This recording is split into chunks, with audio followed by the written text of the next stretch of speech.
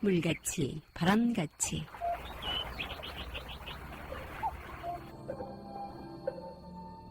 법공양문 발심장중 입산가.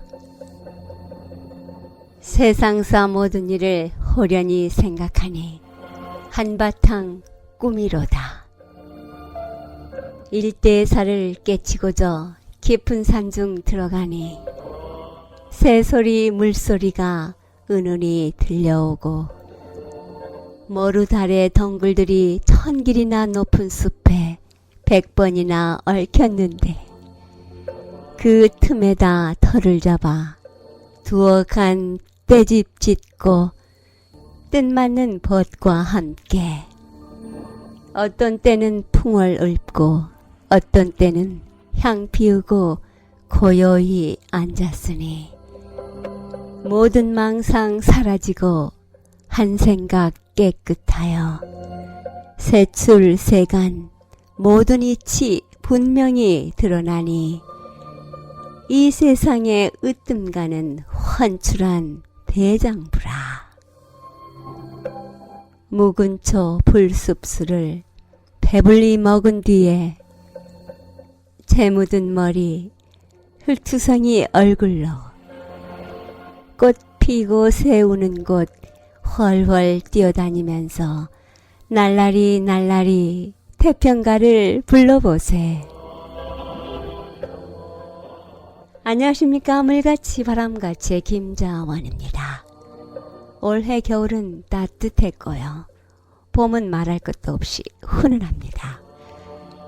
언뜻 여름인가 하고 착각되는 요즘입니다. 날씨가 평화롭게 마음을 풀어놓게 합니다.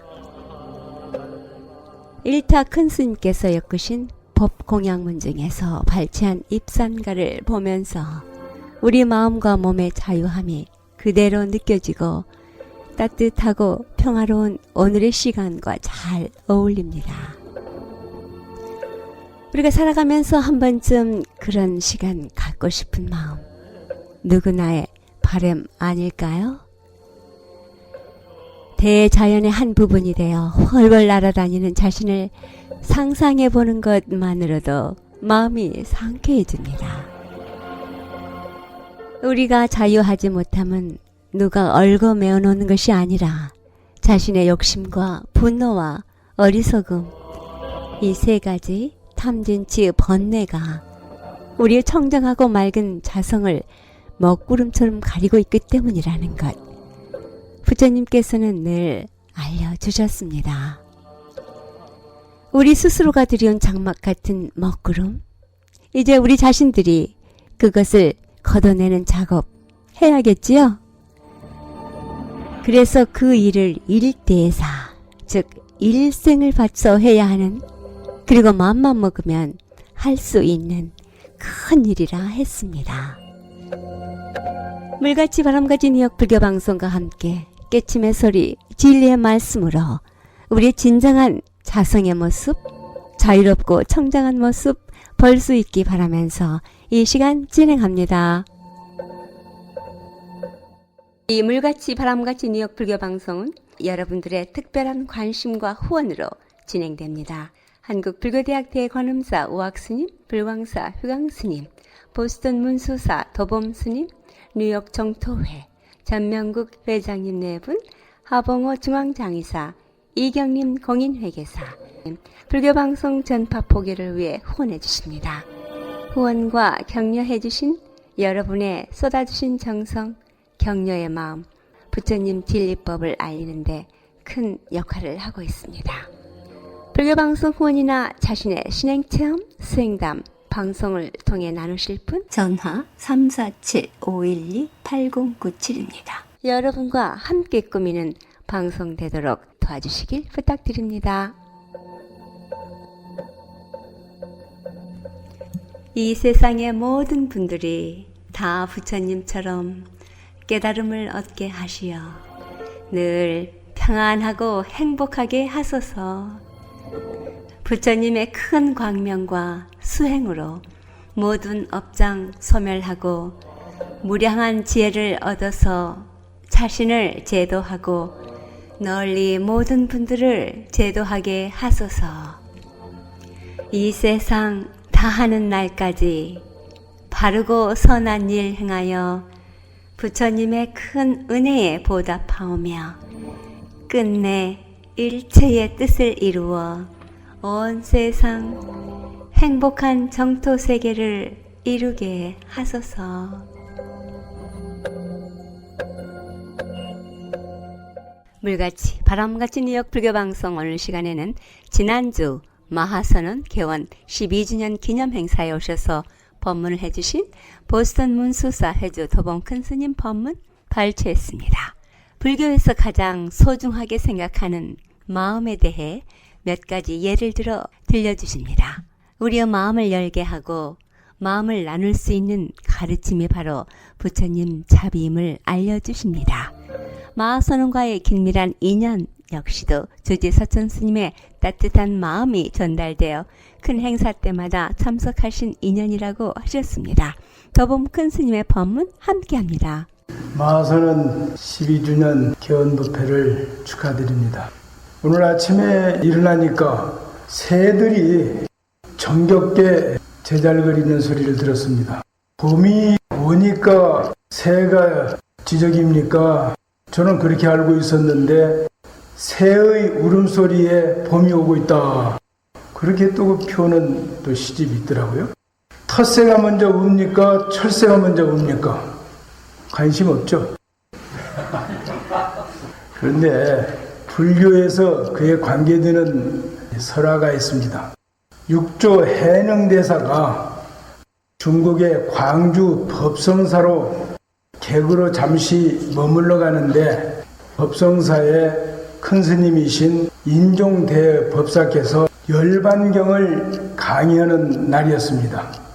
지금은 무슨 행사가 있으면은 신문이라든지 방송이라든지 이메일이라든지 알리기도 하고 광고를 하지만 그때는 절 앞에다가 당간을 높이 세우고 그 위에 번을 올렸습니다. 깃발을 높이 올려가지고 멀리에서도 그 깃발을 보고 아, 저 절에 불사가 있는가 보다. 법회에 참여하고 법공양을 받고 가는 그거를 알리기 위해서 길을 높이 올려서 이렇게 보여줬는데 인종법사가 열반경 강의를 끝나고 전부가 법당에서 내려오는데 그 깃발이 펄럭이고 있었습니다. 그래서 어떤 스님이 바람이 부니까 깃발이 펄럭인다고 그러니까 그 옆에 있는 스님이 깃발이 펄럭이니까 바람이 펄럭인다고 그랬습니다. 우리 불교에서 인연이라는 얘기를 자주 하는데 인은 직접적이고 연은 간접적입니다. 그래서 깃발이 흔들리는지 바람이 흔들리는지 어떤 게 먼저인지 두 스님이 해답이 안 나왔습니다. 큰 스님이신 인종 스님한테 여쭤보니까 인종 스님도 묵묵히 앉아 계시다가 나도 잘 모르겠다고 그러셨습니다. 바람이 안 부는데 어떻게 기가 흔들립니까? 그러나 그 반대로 말씀하신 그 스님의 얘기로 해서 그러면은 바람이 안 불어도 길을 한번 이렇게 펄럭여 보세요. 그러면은 또 바람이 일어납니다. 바람이 그냥 불어가지 바람이 펄럭이지 않습니다. 기가 펄럭이니까 바람이 펄럭인다. 그래 두 스님이 주장을 했습니다. 육조 해능 스님이 그 옆에 있다가 기가 흔들리는 것도 아니고 바람이 흔들리는 것도 아니고 두 스님의 마음이 흔들린다 그랬습니다. 그러니까 기 자체가 펄럭이는 거지 바람에 의해서 펄럭이지 않는다. 바람이 먼저냐 기가 먼저냐 서로 옥신각신했는데 아마도 제가 생각할 때는 육조 해능대사가 바람도 흔들리고 기도 흔들리지만 그보다도 먼저 두 스님의 마음이 흔들린다고 그렇게 아마 얘기했을 것 같아요. 전달 과정에서 조금 차이가 나지 않았나 저는 그렇게 생각합니다. 왜냐하면 한문을 한글로 옮기다 보면은 부정사가 다르게 해석도 됩니다. 좀 보충해서 설명을 드리자면은 제가 이렇게 손뼉을 이렇게 딱 쳤습니다.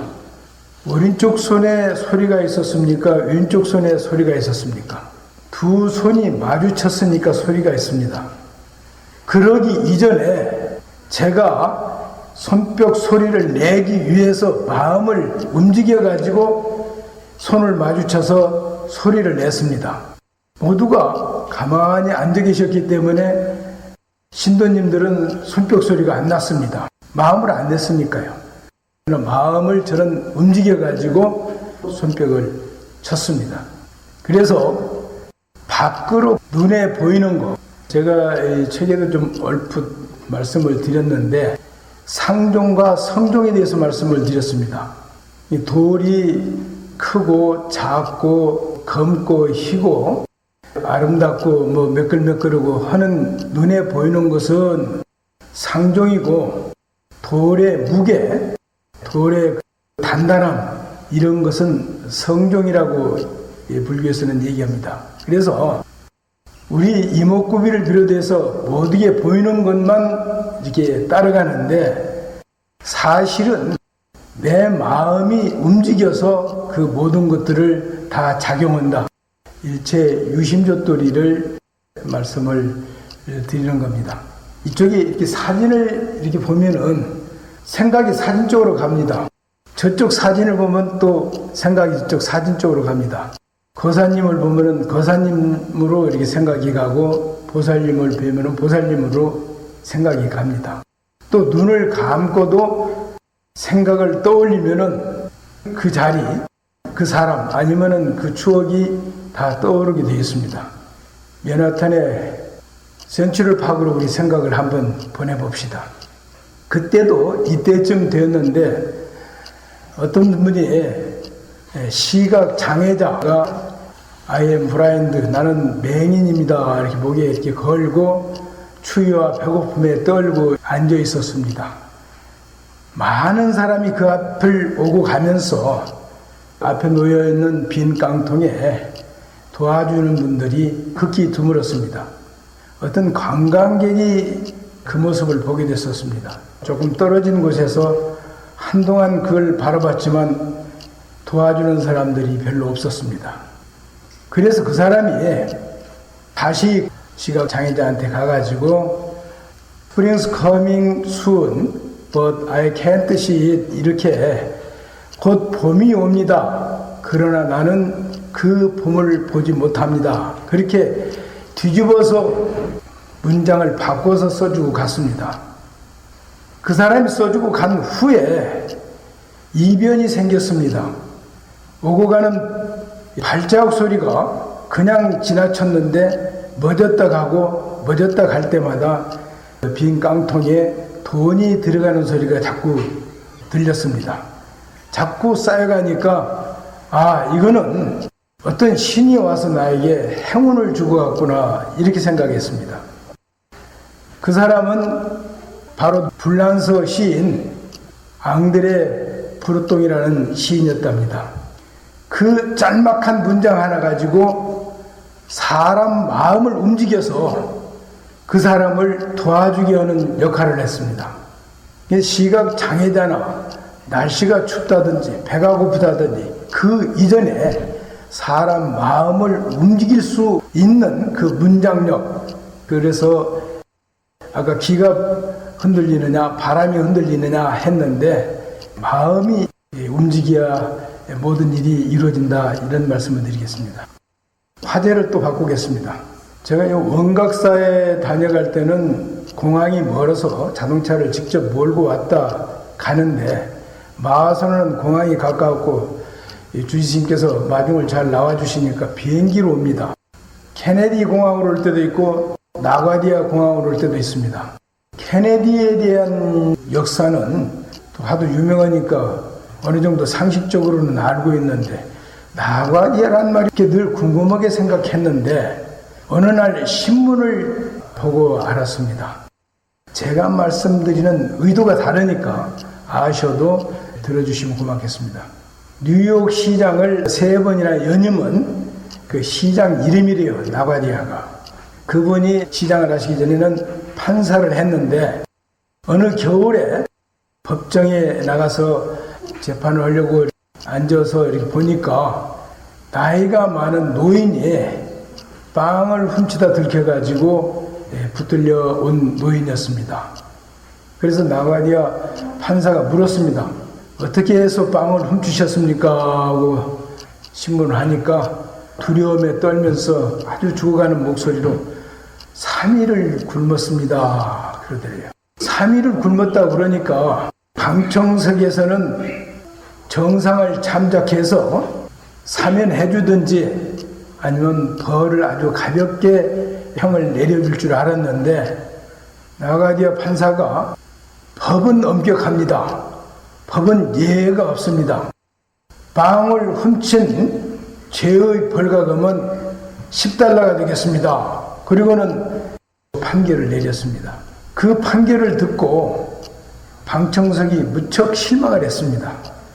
그런데 나가디아 판사가 자기 지갑에서 10불을 딱 꺼내주면서 하는 얘기가 내가 그동안 맛있는 음식을 많이 먹은 죄로 그 벌가금을 내가 내주겠습니다 하고 10불을 내줬답니다. 그리고 방청석을 향해서 지금 이 노인이 석방을 해줘도 다시 빵을 훔칠 수밖에 없습니다. 여러분들도 좋은 음식을 많이 자셨고 또 불우한 이웃을 돌보지 않은 책임이 있습니다. 그러니 여러분들이 이 노인을 위해서 조금씩 도와주시면 좋겠습니다. 그래서 그 즉석에서 47달러 50센트를 모아서 그 노인에게 드렸답니다. 1913년도에 47달러 50센트면 적은 돈이 아니라는 얘기가 있습니다. 그런데 그 나가디아 판사가 그 안에 방청석에 있는 분들의 마음을 움직여서 그 노인의 삶을 바꿔줬습니다. 제가 중고등학교 때 오헨리의 마지막 입세를 읽었습니다. 다 기억하고 계시겠지만 또 제가 말씀드리는 또 의도가 다르니까 기억을 상기시키시면서 들어주시면 고맙겠습니다. 그 내용을 살펴보면은 그레니치 빌리지 거리에 아주 가난한 예술인들이 사는 동네가 있었습니다. 거기에 그림을 그리는 아가씨들이었는데 그 중에 한 아가씨 이름은 수우고 또 한 아가씨는 존시, 원래 이름은 조한나인데 애칭이 존시라고 합니다. 존시가 폐렴을 앓고 있었다고 합니다. 근데 폐렴이 얼마나 지독했는지 생을 포기할 정도로 엄청나게 아팠던가 봐요.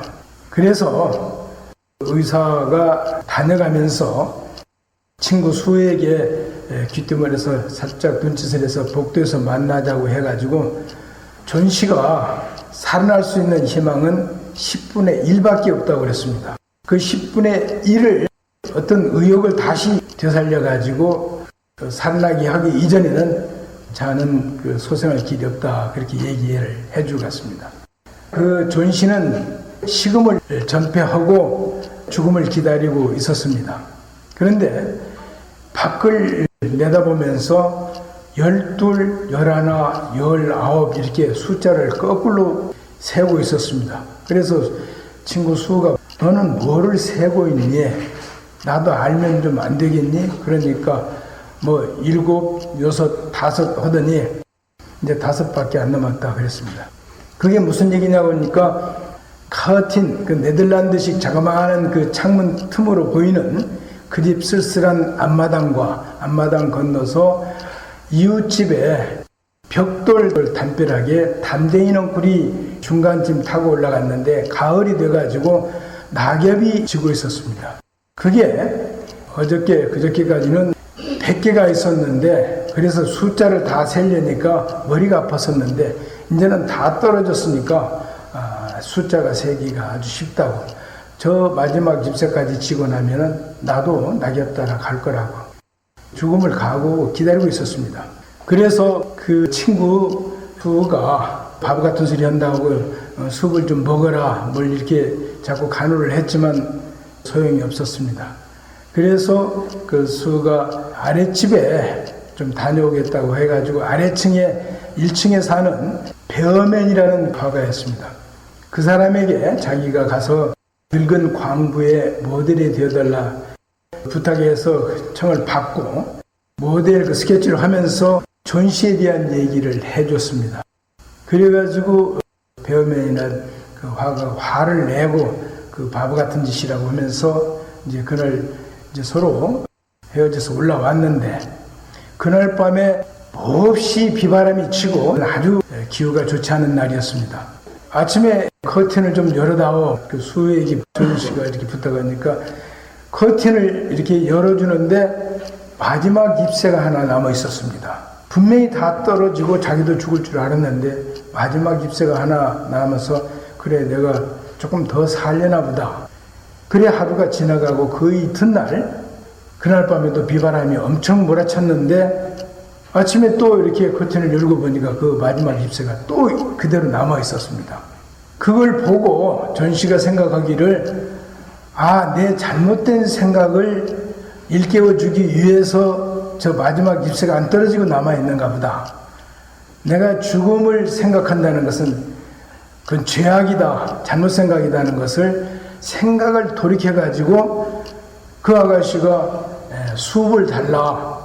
수에게 그렇게 얘기하고 또 내 침대 뒤에다가 벽에를 좀 받치고 또 네가 음식하는 모습을 좀 봐야 되겠다. 그때 또 의사가 다녀갔습니다. 의사가 다녀가고는 그 수에게 얘기하기를 쟤는 이제 살아난다. 그러니 영양만 섭취해주면은 분명히 살아나니까 간호를 잘해라고 부탁으로 갔습니다. 그러면서 저 아래층에 어떤 노인이 사는데 그분도 화가라고 하는 얘기를 들었는데 그분도 이렇게 갑자기 폐렴에 걸려서 나이가 많으니까 그분은 소생할 길이 없지만 죽어가는 사람의 고통이라도 덜어주기 위해서 입원을 시킬 예정이다. 그랬습니다. 그러고 난데 그 다음날 거기 관리인이 보니까 그 사람이 죽어 있었습니다. 그 화가가.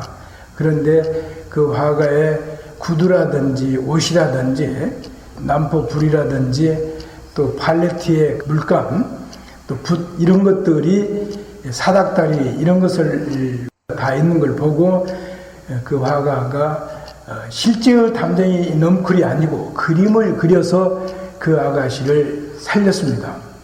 그림 한 장으로 존씨의 마음을 또 움직이게 해가지고 생명을 살려놨습니다. 그래서 우리 불교에서는 그 아까 말씀드렸듯이 기가 움직이는 것도 아니고 바람이 움직이는 것도 아니고 마음이 먼저 움직인다. 이 마음을 굉장히 중요시 여기에 진리를 말씀하셨습니다.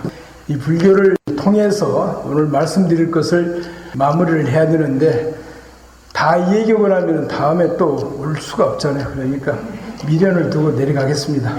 지금까지 법문의 보스턴문 수사 회주 도범 큰 스님이었습니다. 마하선은 개원 12주년 행사가 성대하게 치러졌습니다. 여연보살님의 발언문과 이어서 국악잔치가 있었습니다. 도범 큰 스님의 저서 구도자의 발자취 사인회도 있었습니다. 특히 이번 개원 12주년 법회에서는 사진작가 도영 선생님의 특별전이 있었습니다. 그리고 마하선원에서는 매주 토요일 오후 8시 요가를 스님께서 직접 지도해 주십니다. 전화번호 알려드립니다. 516-338-5353입니다.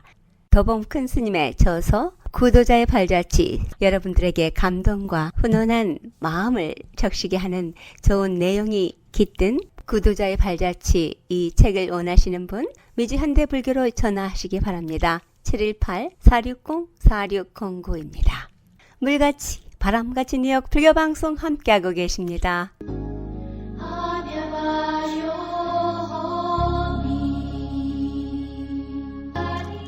물같이 바람같이 뉴욕 불교방송 오늘 시간에도 보스턴 문수사 회주 도범 스님의 저서 구도자의 발자취 그 책 중에 존재하는 모든 것은 변화한다에서 발췌합니다.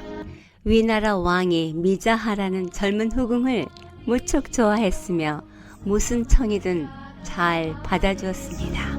어느 날 임금과 미자하가 함께 정원을 거닐면서 미자가 잘 익은 복숭아를 따서 먹다가 임금님에게 주었습니다. 임금님은 먹다가 주는 복숭아를 받아 먹으며 맛있는 복숭아를 혼자 먹지 아니하고 반쯤 주는 미자하의 마음씨가 곱다고 생각을 했습니다. 어느 날 어머니가 아프다는 소식을 들은 미자하는 임금님의 수레를 몰래 타고 다녀왔는데 그만 탈로가 났습니다. 법을 어겼으니 처벌을 받아야 하는데도 임금님은 효성이 지극하다고 오히려 칭찬을 해주었습니다. 그로부터 세월이 흐르며 미자하의 젊은 미모가 시들면서 임금님의 마음이 변하기 시작했습니다. 지난날 감히 임금님에게 먹다가만 복숭아를 줘? 하면서 괘씸한 생각이 들었습니다. 또 허락도 없이 임금의 수레를 자기 맘대로 타고 다녀? 하면서 미워하게 되었다는 고사가 시겨도의 내용입니다. 예쁠 때는 다 예쁘게 보이지만 미워지기 시작하면 모든 시각이 미운 쪽으로 맞춰집니다. 눈에 보이는 겉모습은 나이가 들수록 사라져 가지만 모양이 없는 마음의 아름다움은 나이가 없습니다. 존재하는 모든 것은 계속적으로 변화하면서 소멸되므로 형상에 집착하면 실망하기 마련입니다. 삶의 여러 과정에서 일시적인 호기심에 의해 좋아 보이는 것도 어느 정도 시간이 흐르면 시들해집니다. 그러다 보면 겉모습이 얼마나 헛된 것인가를 경험하게 하고 그 속에 과거가 있었으며 현재의 마음이 곧 내일을 가늠하게 합니다.